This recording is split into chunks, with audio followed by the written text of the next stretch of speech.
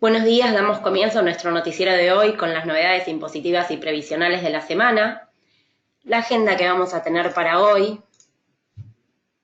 es la Resolución General de Chaco, la 1986 del 2019, la Ley 6169, la Resolución General de San Luis, la 10 del 2019, la Ley 6169, la Resolución General 5 del 2019. Por otro lado, también tenemos las resoluciones generales de AFIP, la 4520, la 4521, la 4522, 23 y 24. La resolución general de Chaco, la 1990 del 2019. Y por último vamos a estar hablando de la prórroga de AFIP sobre el plazo para la utilización obligatoria de los controladores fiscales de las nuevas tecnologías. Arrancando ya con nuestras novedades, con la resolución de Chaco, la número 1986, esta nos habla sobre ingresos brutos. La resolución establece que se incorporan como sujetos obligados a actuar como agentes de retención de impuestos sobre los ingresos brutos a los consignatarios o comisionistas de Hacienda que intervengan en la comercialización de Hacienda a través de remates en ferias al momento de liquidar las ventas de ganado que resulten de las operaciones de consignación o comisión. En este sentido, se establece que la base del cálculo de la retención resulta de la diferencia entre el monto de ventas neto de IVA menos el monto de las comisiones liquidadas. También en este caso, de tratarse de contribuyentes que se encuentren encuadrados en el régimen de monotributo, la base para el cálculo de la retención será el monto total de las ventas menos el monto de las comisiones que se están liquidando. Luego tenemos que se publicó la Ley 6169, esta nos habla sobre sellos para la compraventa de automóviles 0 kilómetros o sin uso, y nos dice que mediante esta ley se establece que se encontrarán exentos del impuesto de sellos las operaciones de compraventa de automóviles 0 kilómetros o sin uso, cuando su valor sea igual o inferior a 750.000 pesos, que estén radicados o que fueron radicados dentro de la Ciudad Autónoma de Buenos Aires, siempre y cuando que se hayan sido radicados durante los meses de julio, agosto y septiembre de este año. Este beneficio hace que se extienda el diferimiento del impuesto de sellos que se había establecido por medio de la resolución de AGIP, la 133 del 2019. Para poder determinar el valor de los automóviles beneficiados, se tiene que considerar el importe que se consignó en el instrumento respecto a la evaluación aprobada por la Dirección Nacional de Registro Nacional de la Propiedad Automotor y Créditos Prendarios, con vigencias a partir del 11 de junio de este año, el que fuera obviamente mayor. La próxima resolución general que tenemos es la de San Luis, la 10 del 2019. También esta nos habla sobre ingresos brutos, referido al pago y a los monotributistas sociales. Esta resolución establece un régimen especial de pago de impuestos sobre los ingresos brutos que se aplica exclusivamente a las personas humanas inscriptas como monotributistas sociales. Sobre esto, la Dirección Provincial de Ingresos Públicos de la provincia de San Luis emitirá el importe a ingresar por los sujetos beneficiarios, que no podrá ser superior a 220 pesos.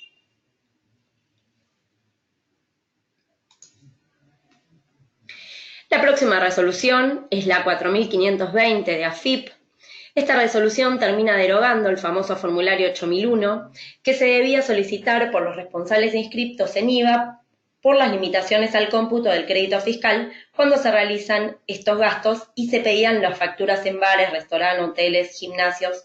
similares, playas de estacionamientos y otros. Mediante esta resolución se termina reemplazando las disposiciones relacionadas con la emisión de comprobantes por operaciones cuya la limitación al cómputo del crédito fiscal no resulta aplicable por tratarse de operaciones vinculadas con actividades gravadas. Resumiendo y recordando un poco esta normativa, la Resolución General, la 3668 del 2014 de AFIP, había dispuesto un régimen especial de facturación e información respecto de aquellas operaciones que no dan derecho al cómputo del crédito fiscal y que debían solicitarse el formulario 8001 para poder solicitar la emisión de la factura A con IVA discriminado. Ahora, ¿qué control se empieza a hacer? Mediante estos comprobantes electrónicos. ¿Qué es lo que hace el organismo? La AFIP estableció un régimen especial de emisión de comprobantes electrónicos originales que deberán ser cumplidos por los responsables inscriptos en el impuesto al valor agregado, para respaldar las operaciones que no den lugar al cómputo del crédito fiscal. Entonces, para confeccionar las facturas, notas de créditos, notas de débitos electrónicas originales clase A, los sujetos obligados van a tener que solicitar a la AFIP la autorización de emisión vía Internet a través del sitio web. Esta solicitud va a poder efectuarse mediante el intercambio de información basado en el web service. También se podrá realizar mediante los comprobantes en línea, para lo cual deberán contar con clave fiscal habilitada con nivel de seguridad 3 como mínimo. La resolución lo que establece es que en todos estos comprobantes electrónicos se va a tener que indicar expresamente el motivo de la excepción que permite la emisión de comprobantes clase A en este tipo de actividades, ¿no?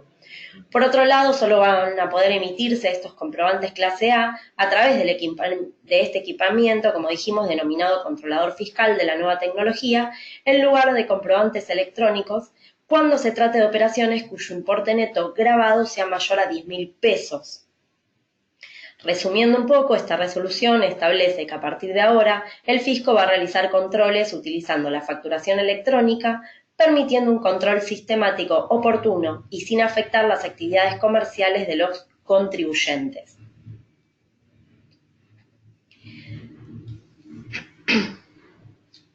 La otra resolución general publicada es la 4521, también de AFIP, mediante el cual se establece el procedimiento de solicitud de compensaciones de saldos de impuestos.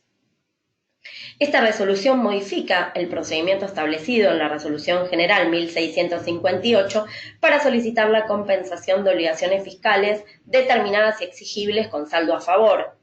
Así es que se incorporan nuevos controles en la transacción de compensación del sistema cuentas tributarias. Entonces, mediante esta resolución, la AFIP estableció estas nuevas condiciones para poder solicitar las compensaciones de estos saldos a favor que tiene el contribuyente. En la norma se indica que los saldos a favor del contribuyente o responsable solo van a poder resultar de determinaciones de oficios cuando sean las declaraciones juradas originales o rectificativas destinadas a salvar errores de cálculo o errores materiales, o rectificativas que generen o incrementen los saldos de libre disponibilidad. También se incluyen resoluciones administrativas o judiciales dictadas en recursos o demandas de repetición basadas en autoridad de cosa juzgada. Además, precisa también que a los fines de solicitar la compensación para saldos provenientes de declaraciones juradas determinativas, los contribuyentes o responsables van a tener que acceder a través del servicio Sistema de Cuentas Tributarias en la opción Compensaciones, disponible como siempre, en el sitio web de la AFIP, mediante la utilización de la clave fiscal con nivel de seguridad 2 como mínimo.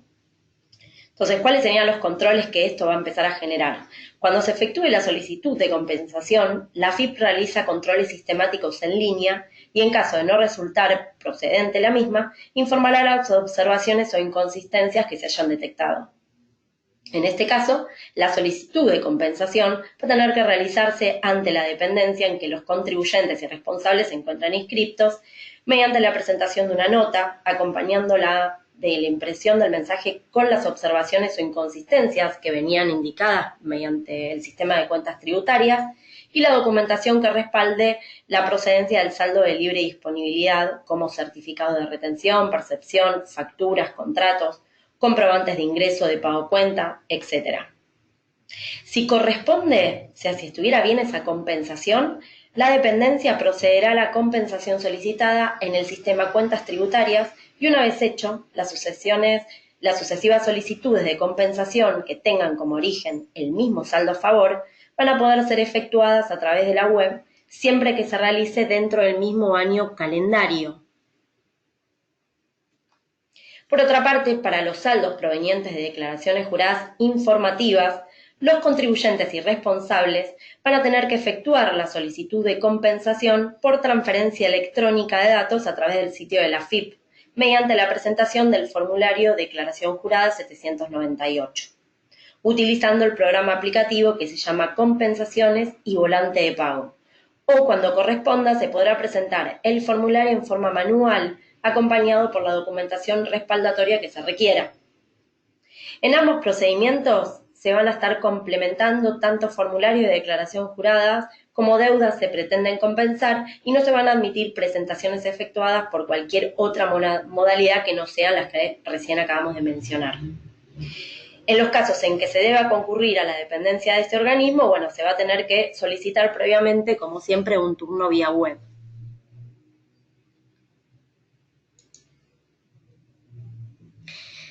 Pasando ya a la resolución general siguiente,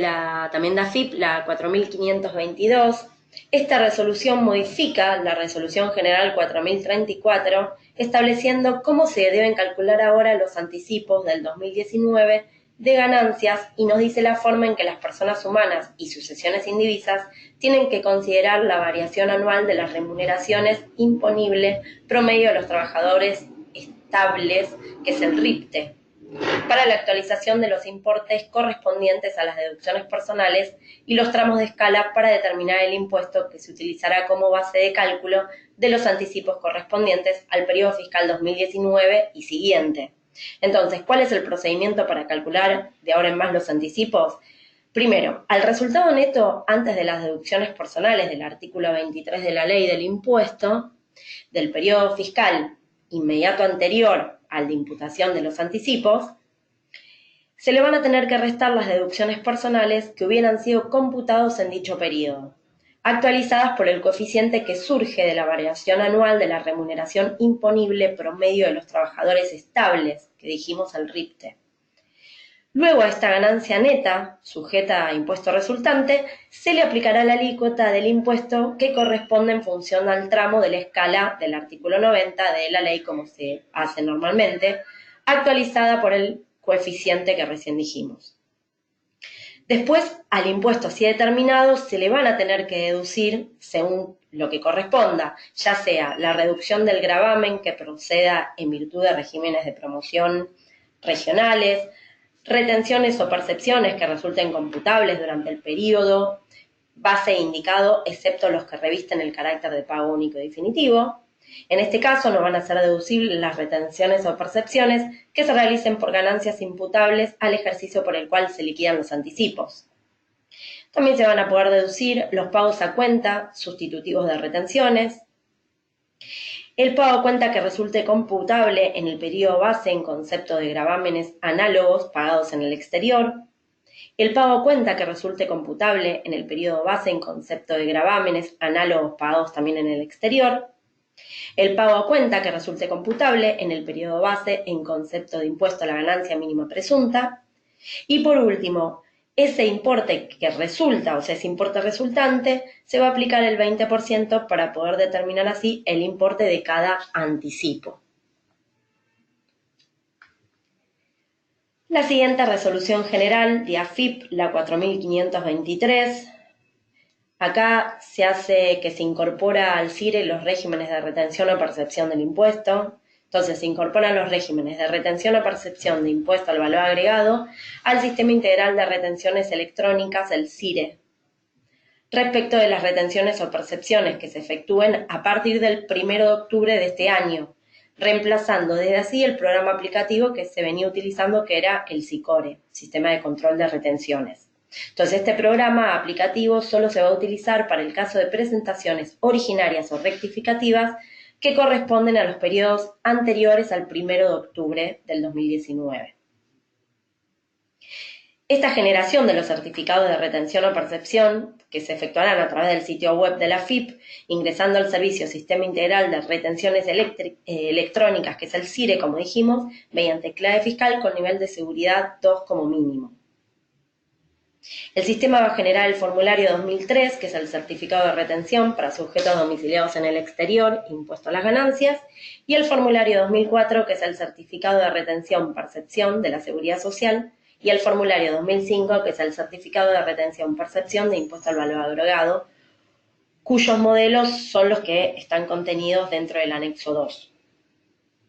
Entonces, los responsables van a tener que ingresar los datos de cada operación, compra, venta, etcétera, y de los de las correspondientes retenciones o percepciones que se hayan realizado, emitir el certificado de retención o percepción, que son los formularios que recién mencionamos. Ante esto, la emisión del formulario 2005 va a poder efectuarse a través del web service, y este certificado será el único comprobante válido que acredite la retención o percepción que se haya efectuado. Y respecto de las percepciones, los responsables van a poder utilizar la documentación habitual, según la operación principal de la que se trate, siempre que en la misma quede consignado el número de certificado de percepción generado por el CIRE.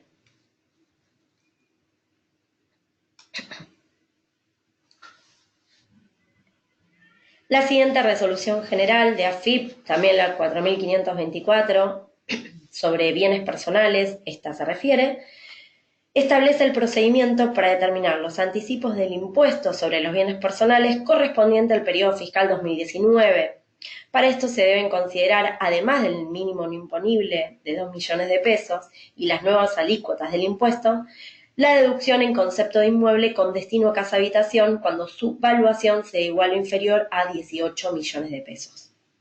El importe de los anticipos determinados será puesto a disposición de las personas humanas y de las sucesiones indivisas mediante el sistema de cuentas tributarias, y esta metodología de cálculo de los anticipos resulta aplicable también a los contribuyentes que sean cumplidores. Entonces, ¿cómo se realiza el cálculo según esta nueva normativa? Primero, al monto total de los bienes gravados determinados en la declaración jurada del periodo fiscal 2018, se le va a tener que restar el importe declarado en dicho periodo en concepto de inmueble con destino a casa habitación, siempre que el mismo resulte, como antes mencionamos, igual o inferior a 18 millones. Y por supuesto la incidencia que el importe así detraído tenga la presunción referida a objetos personales y del hogar, es decir, el 5% sobre el valor de la casa habitación. Sobre este nuevo valor que nos da, de total de los bienes, calculado según lo que recién les mencioné, cuando este monto exceda los 2 millones de pesos, se aplicará la alícuota que corresponda de acuerdo con la escala prevista en el artículo 25 de la ley. Y a este impuesto, así determinado, se va a tener que descontar, en caso de que corresponda, la suma computada como pago cuenta por gravámenes similados pagados en el exterior. Y sobre este monto que resultó, recién ahí se aplica el porcentaje del 20% a fin de determinar el importe de cada anticipo.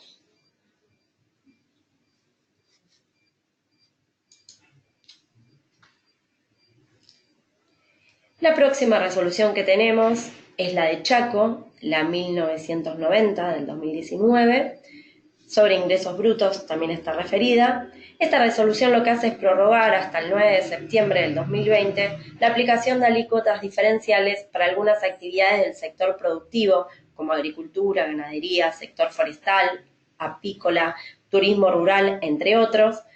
comercio, servicio e industria, aplicables al régimen de recaudación del impuesto sobre los ingresos brutos sobre acreditaciones bancarias, que es el CIRCREB, para quienes revistan o asuman la calidad de contribuyente directo de la provincia de Chaco, mediante la Resolución General 1485 que había sido del 2003. Bueno, y algo más que quería agregar es que para poder finalizar con estas novedades, la AFIP lo que hace es prorrogar el plazo para la utilización obligatoria de los controladores fiscales de la nueva tecnología. Así es que el límite para que las empresas proveedoras puedan comercializar y efectuar recambios de memorias de equipo de vieja tecnología pasó del 31 de marzo del 2019 a fines de agosto de este mismo año. Vencido este nuevo plazo, solo se van a poder cambiar las memorias de los controladores sin presentar, en el caso de que presenten fallas técnicas durante el primer año de uso desde su alta. En cuanto a la posibilidad de continuar utilizando los equipos de la vieja tecnología y el pase obligatorio a la nueva, se extendió entonces la fecha límite del 31 de enero del 2021 prevista originalmente. En este sentido, se estableció un cronograma conformado por diferentes rangos según la cantidad de máquinas que tengan habilitadas los distintos usuarios, que van a comenzar desde el 1 de abril del 2021 con el primer grupo y que finalizará el 30 de septiembre de este año con el último grupo. Además, el inicio de la utilización de equipos de la nueva tecnología en el sector mayorista de alimentos y limpieza, con una facturación mayor a los 50 millones en el ejercicio previo, se trasladó al 1 de septiembre próximo. Por otro lado, un dato no menor es que el Banco Nación está ofreciendo un plan de préstamos para la compra de controladores fiscales que estén destinados a las microempresas con un plazo de hasta 60 cuotas fijas y una tasa nominal anual del 49%. Bueno, hasta acá llegaron las noticias de esta semana y nos volvemos a encontrar como siempre la semana que viene. Muchas gracias.